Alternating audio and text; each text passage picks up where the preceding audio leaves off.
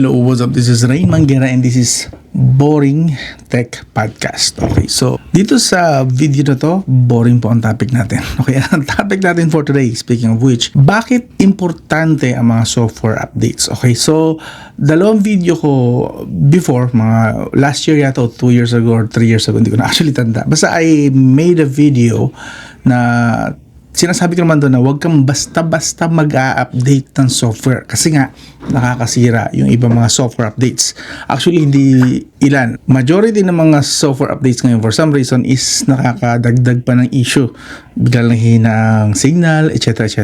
Pero syempre, meron another flip of the coin din yan. Yung totoong purpose sana ng software updates kung magseseryoso na ang mga smartphone brand about their software updates, ito po yung mga benefits niya. So, to be fair din, para hindi naman biased na more, parang ina-advocate ko masyado na huwag kayo mag-update. Kayo mag-update kasi masisira smartphone nyo. Hindi ko naman sinasabing totally ganoon. Meron din naman na mangilan-ilan na mga brands na maganda ang software updates nila. Nakakatulong, nakaka-fix pa nga ng problem.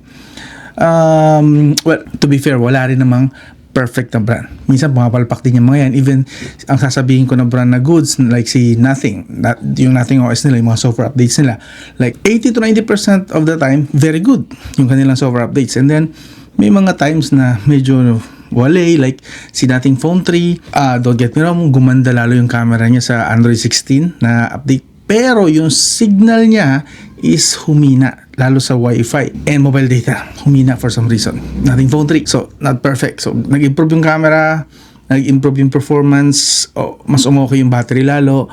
But, yung signal naman, yung sagap niya ng signal ng mobile data, nag-weak. So, walang perfect. Even yung pinagkakatiwalaan ko at pinagsasabi-sabi ko na laging maganda ang software updates. And then, si Samsung na dati, syempre, lagi kong pinupuri na sabi ko, ayos yan. Before Nothing Phone, lagi kong inaano yung One UI nila, yung OS nila na very good. Pero, nitong last year, 2025, dalawang phone ang nasira sa akin. And actually almost 3 kasi itong pang vlog ko na Samsung S23 Plus pumangit yung camera niya, lalo yung edge detection niya kapag medyo komplikado yung background, kaya sinimplify ko na yung background ko rito. Dati nung baliktad, mga komplikado background ko rito is yung buhok ko and mga hindi nagpapantay, basta pangit yung edge detection. So I decided na i-downgrade siya sa Android 15 ulit, which I think nag-fix naman kahit papano. Nag-fix nga ba? Yeah, that's the problem with the updates. Pero yeah, while all those are negatives, meron din naman positive po na dinudulot or hinahatid ang mga software updates. Yes, ito naman yung part na, ito yung video niyo. Baka sabihin nyo kasi, ano ba yung gumawa ka ng video about negative, wala bang positive? Ito pa yung positive na part, okay? Ngayon, kung naghahanap kayo ng reason para wag mag-update, panoorin nyo yung old video ko about doon naman sa wag kang mag-update basta-basta or mas nakakasira pa yung mga updates. Dalawang video yun, kung hindi ako nagkahamali. Magkakaibang points, parang continuation lang yung dalawang yan. But anyway, right now, haba ng intro pa yan, boring na agad.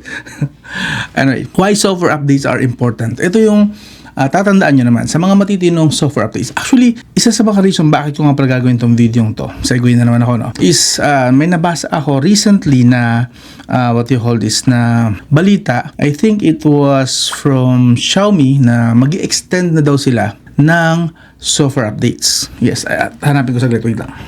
Like this one. Recent lang to, this August. Yeah, last year lang, a few months ago. Sabi dito, Xiaomi extends updates policy. 5 years na yung major update and 7 years na yung security updates. And another article na nabasa ko a few days ago naman is sinasabi naman doon na magfo-focus na sila sa optimization. So iiwasan na nila yung mga boot loop issues daw, plus mag-i-improve daw lahat overall. Basta more on magfo-focus na sila. So additionally sa pag-extend ng or pagpapahaba ng software support, i-improve na daw nila yung mga software nila. So sana nga totoo. I'm not syempre putting my hopes up na and we all know wala naman perfect. So let's say na magawa nga nila na maayos, and that is why gagawin ko tong video na to kasi giving hope sa mga, lalo sa mga Poco users gaya ko, Poco F8 Ultra, Poco users na sana ito yung reason, this time na reason para magstay ako sa Poco. If natatandaan nyo dati, I was using Poco F3 used it for 3 months and then software update came, sinira nung software update after 6 months yung experience ko. So binenta ko yung Poco F3 ko, and after noon hindi na ako gumagamit ng Poco personally. Napagamit ko sa family member but not personally. Hindi na ako, wala na akong tiwala noong time na yun sa Poco. And coming back here sa Poco F8 Ultra, I hope this time, good enough time na rin siguro to para i-consider na bumalik sa Poco. And hopefully, hindi ako mabigo this time. So, unang, intro pa lang yun Unang benefits ng pagtanggap or pagkakaroon ng software updates sa smartphone natin is, of course, the security updates. Alam nyo ba na araw-araw, libo-libong mga bagong malware ang naiimbento, nagagawa, nadidevelop ng mga, alam niyo na, mga black hats at saka mga hackers. Technically, gawin natin ganun. Mga malicious entities, libo-libo po na attempt para ibuwagin ang security protection ng mga smartphones natin. Kasama mo na dyan Windows, laptops, MacBook, iPhone, iOS, Android, so on and so forth. So, software updates, isa sa mga benefits na pwede natin makakuha dyan is, yun nga, security updates are protection para mas mag-improve yung protection ng smartphone natin against malware and malicious attacks. Yes. So that is why napaka-importante po talaga na kinukonsider natin na mag-software update. Okay?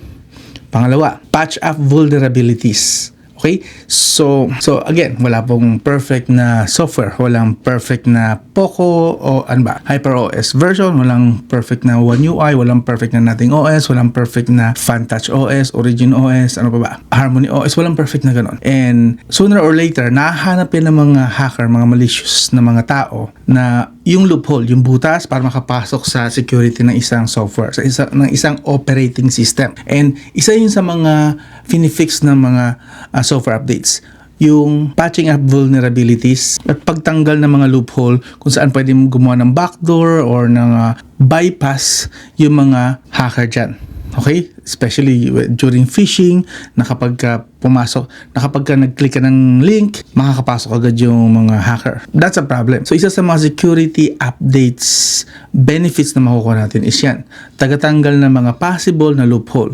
Kasi, ang problema kasi, dahil nga walang perfect, so every time na nagkakaroon sila ng patch or fix dun sa loophole na yon, minsan, nagkakaroon ng bagong loophole, nagkakaroon ng bagong problema, nagkakaroon ng bagong dadaanan ng mga hacker. So, at least, yung lumang loophole, yung lumang bypass is natatakpan na. Hahanapin na ulit ng bago yon. Hahanapan na lang ulit ng bagong butas ng mga hackers. So, mas mahirapan sila. Unlike kung luma na yung loophole na yun, yung pwede nilang daanan na security vulnerabilities na dapat ngayon, nahanap na nila at malulusutan na nila. Well, sa security updates, pwede na mawala yun at pwede sila mag-effort ulit maghanap ng bago.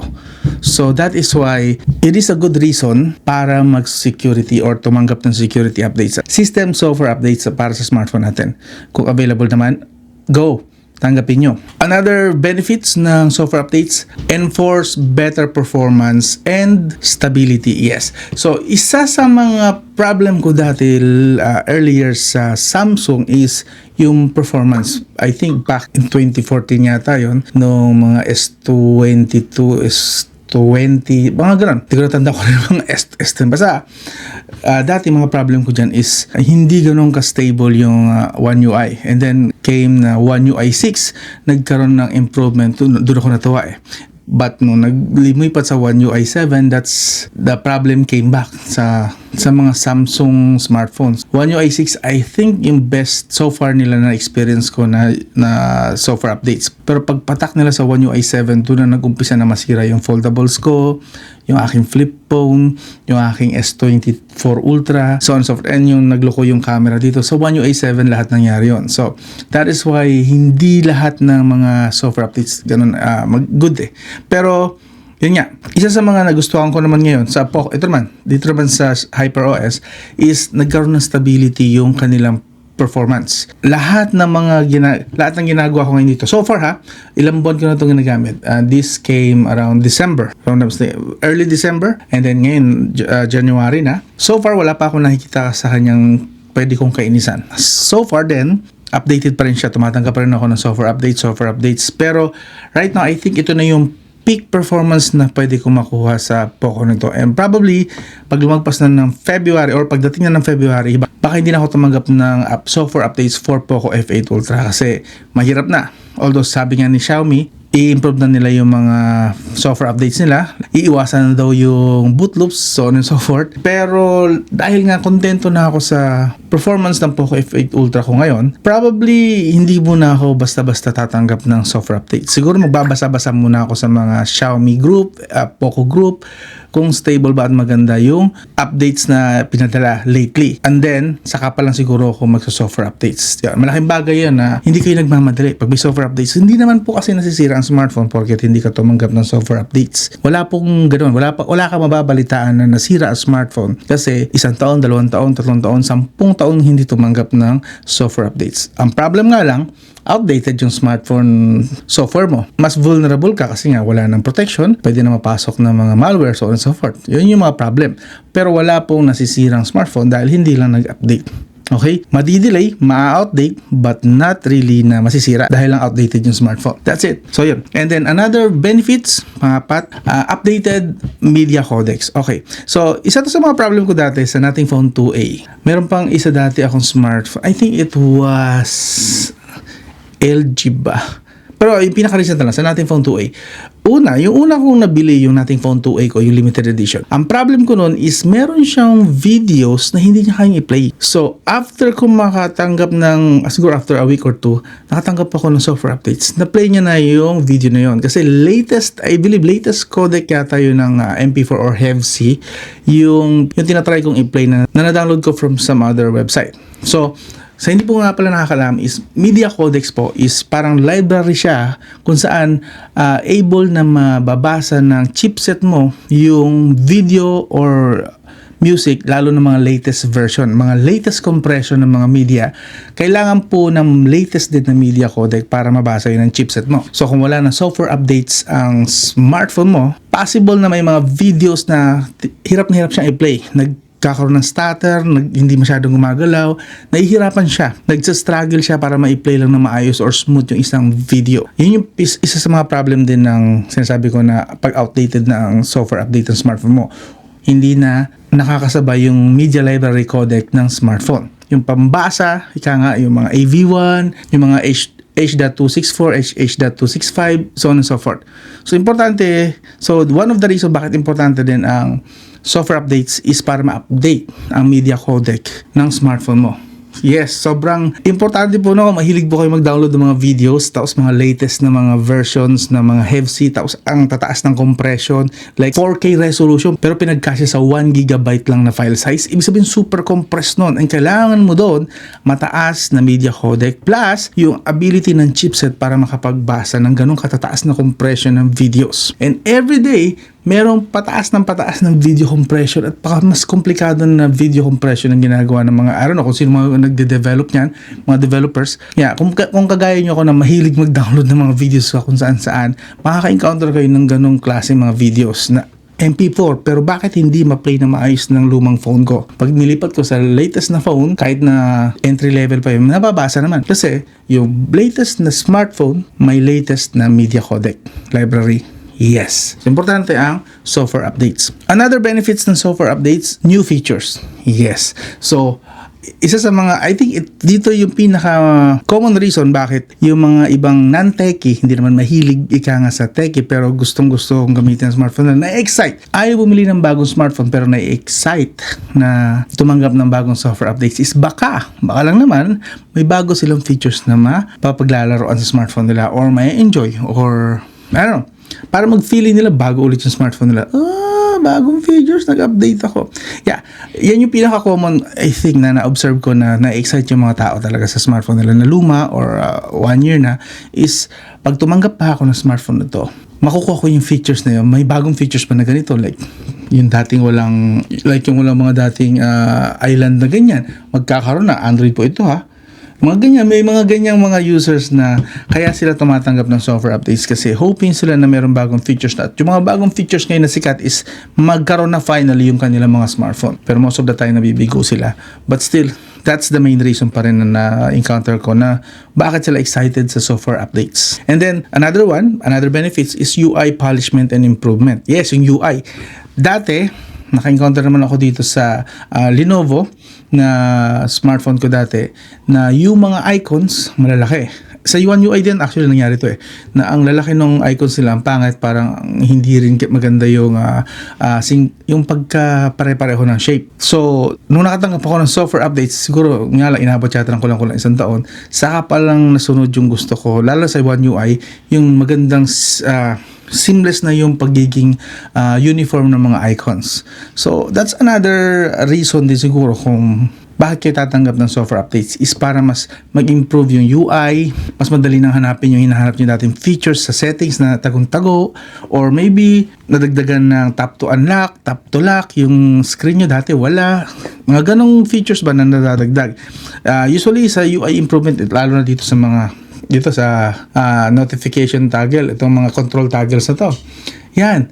Isa yun sa mga minsan ini-improve din ng mga software updates. So, minsan nakaka-excite din yan para mas makita mo na mas maayos at mas na-organize mo na mas maayos yung mga toggles na to. Yeah, ito inaabangan ko lagi na kapag hindi ko gusto yung toggles, either mag-install ako ng themes or wait ko na lang yung software updates if possible, if magiging available siya sa susunod na software updates. And then ito naman, another feature na possible din madagdag kapag nag-software updates ka. Another possible lang, hindi ko sinasabing pagka nag-software updates ka, ito mga sinasabi ko is papasok sa smartphone mo. No, mga possible lang na madagdag lang sa smartphone mo kapag tumanggap ka ng mga software updates is privacy features at more control sa smartphone. Yes, dati kung natandaan nyo, ang konti lang ng kaya kong i-access using ADB sa smartphone, sa Android. Pagpasok yata ng Android 12 ba yun or Android 13, doon na nag-start yung ang dami ng pwedeng ma-unlock using ADB. At dahil doon, hindi ko na masyadong ginagamit ang mga pag-root. Kasi most of ng kailangan ko sa routing is kaya nang gawin sa ADB. Yes, except doon sa part ng kernel at saka sa governor ng chipset. Hindi talaga pwedeng galawin yun unless rooted ka. Pero hindi ko na kailangan gawin yun. Since ang mga chipset ngayon is malalakas na rin talaga. Almost PC-like, if not yet, na parang PC-like na talaga. Ganun lang po ngayon kaganda ang mga chipset plus Android operating system. Then, ini-improve pa lalo yung mga possible na access po and privacy features using that software updates. Magdaratingan yung mga yan. Posible. Again, not fixed, possible lang. And then, pangwalo, ito pa, maganda rin to. Game compatibility and app compatibility. So, isa sa mga problem, lalong pag mga bagong smartphone, is may mga apps na hindi mo mahanap sa Google Play Store. Pero alam mo, available kasi nilalaro at ginagamit ng mga kakilala mo, ginagamit sa Facebook page na sinalihan mo, available. Pero for some reason, dahil bago ang smartphone mo, bagong model, bagong labas, hindi compatible yung app na yun or yung game na yun. So, maghihintay ka ngayon ng software updates para ma-unlock yung game compatibility or app compatibility para sa smartphone na hawak mo. Possible yun. Actually, madalas yun. Common yun. Lalo na sa amin, mga reviewers, na-encounter namin yan. Nung dumating sa akin to noong December, since hindi pa to officially launch, hindi gumagana ang Antutu Rito plus other apps pa nun. Hindi lumalabas dito. Even yata yung Where Winds Meet, hindi agad gumana rito, and then a few days before yung mismong launch, saka ko pa lang siya na-access at nagamit ng maayos. So yun, software updates, pwede niya ibigay yung app compatibility na dati hindi pwede, or game compatibility na dati hindi mo ma-access or hindi mo makita sa Google Play Store. Parang ina-unlock niya yung part na yun. Number 9, ito naman, improve battery efficiency and optimization. Since matatanggap mo na yung app compatibility, so possible na mas malakas or mas maganda na rin yung compatibility niya sa battery, since kung compatible na ang app or game sa isang smartphone, sa isang operating system ng smartphone mo, ay di hindi na siya magi-struggle na i-operate or patakbuhin, pagganahin yung app or game. That means then, dahil hindi na siya hirap, mas matipid na siya sa battery. So, that's another improvement. And of course, magdadagdag sila dyan ng mga battery optimization na siguro, like sa nating phone, na favorite ko na ginagawa ng nating phone, every time na nagso-software update sila, mas nag-i-improve yung battery. For some reason, I don't know how they do it, But it happens na observe ko, nagagamit ko na the more nag-update, the more na mas nagiging seamless siya sa battery. At least that's my experience. Ewan ko lang sa experience ng iba kasi iba-iba naman mga ini-install natin at iba-iba yung mga settings na ina-unlock natin sa mga smartphones natin. But for me, software updates brings more battery improvement. Sa Apple actually, nung I was a user of iPhone 14 Pro, ganun din. Yung unang release ng iPhone 14 po, ang lakas sa battery. Nagsisi talaga ako bakit binili ko yon. But then, after, wala pang isang buwan, like 3 weeks after ko siyang binili, dumating yung iOS version. And then, finally, hindi na siya kumakain ng battery magdamag. Like, pag tinutulugan ko, dati, before yung update na yon, nawawala sa battery ko is 10 to 12%. Then, after the update, bumaba siya sa 5%. And then, another update the next month, naging 2% na lang per night na magdamag na binababayaan. So that was an improvement. So yun, another good reason. Na-observe ko rin and na-experience ko rin personally na may mga software updates din na ini-improve din yung battery optimization. Siguro ang ginagawa nila doon is pinapatulog yung mga features like gabi na, alam naman ng smartphone, didetect naman ng smartphone na oras na ng tulog, gabi na. So, lahat ng mga unnecessary na mga features running in the background, siguro ini-step niya muna or pinapabagal niya intervals na nag-wake up. And possibly ganun din ang ginagawa sa mga social media apps natin nung software na yon dahil sa software updates. So yun, another reason para mag-software updates tayo sa smartphone natin. And finally, number 10, last na to, isa sa mga inaabangan ko and hopeful ako na yun talagang gawin is i-improve yung overall performance, lalong-lalo na sa gaming. Kaso nga lang, ito, bihira ito mangyari. Most of the time kasi, once na nag-update ang isang smartphone, lalo na kapag yung update ay 512 MB pataas, usually medyo mabigat siya sa system. Pero hindi naman laging ganun ang nangyayari. Minsan, talagang ini-improve yung performance sa game. Okay, nawawala yung stutter, nawawala yung FPS drop, gumaganda yung signal. Pero yun nga lang, yung usual na nangyayari is minsan, yes, nag-improve na yung performance pero naglalag naman, nagpuputol-putol na yung signal. Or dati pangit yung signal, gumanda yung signal, kaso nga lang, nag-frame traps na. Again, walang perfect kasi na operating system and wala rin perfect na software update. So, software updates, possible. Again, possible po yan. Ito, nangyari yan dito. Kasi ito bago pa. Expected na ang ilalagay dito ni Poco since bago pa, wala pang 6 months. Yung mga updates dito is para i-improve lahat ng performance sa smartphone na to. And that is why kampante pa ako pag bago ang smartphone, lalo pagka upper mid-range to flagship, maselan pa dyan ng mga brand. Yes, ito tip ko lang to sa inyo.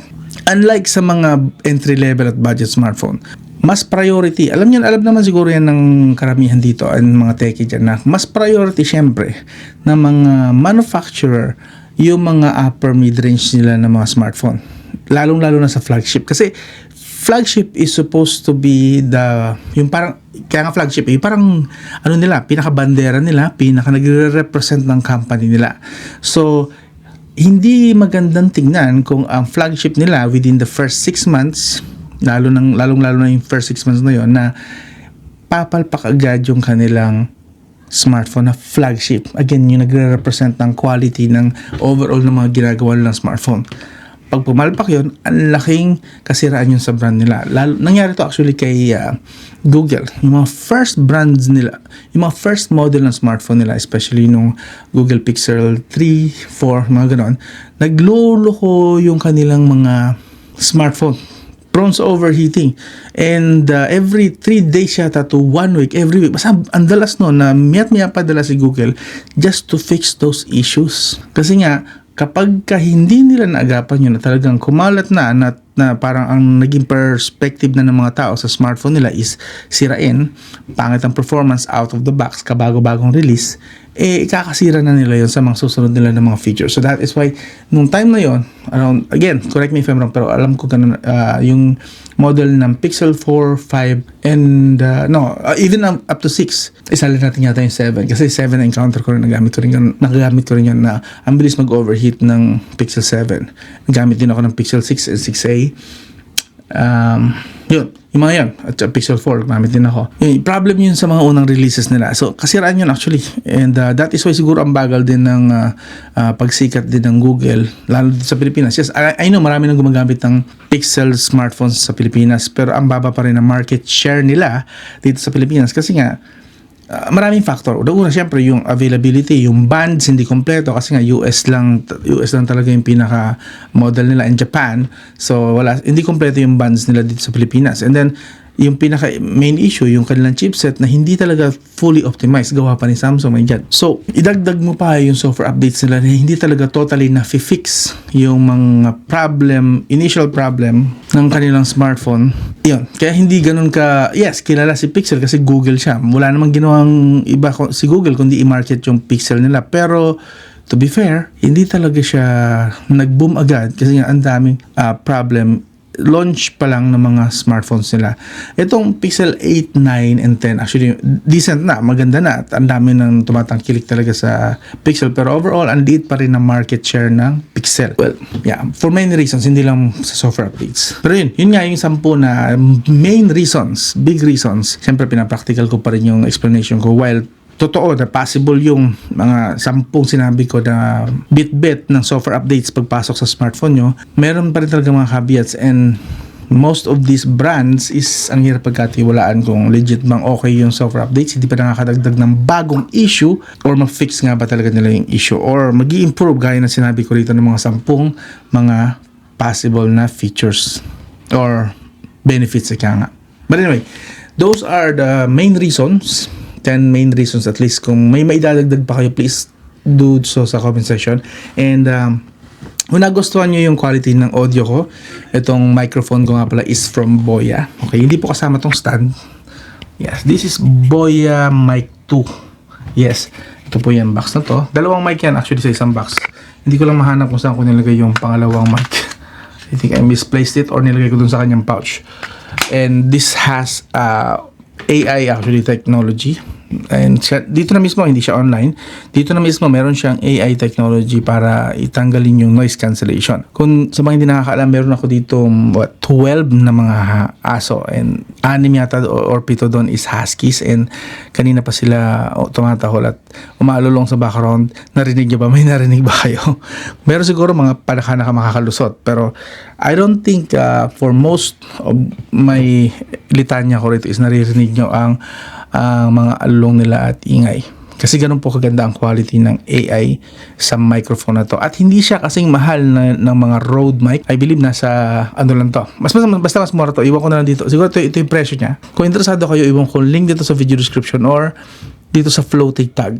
Yes, again, this is Boya Mic 2. Kung nagustuhan nyo yung quality ng microphone nito, this has AI function.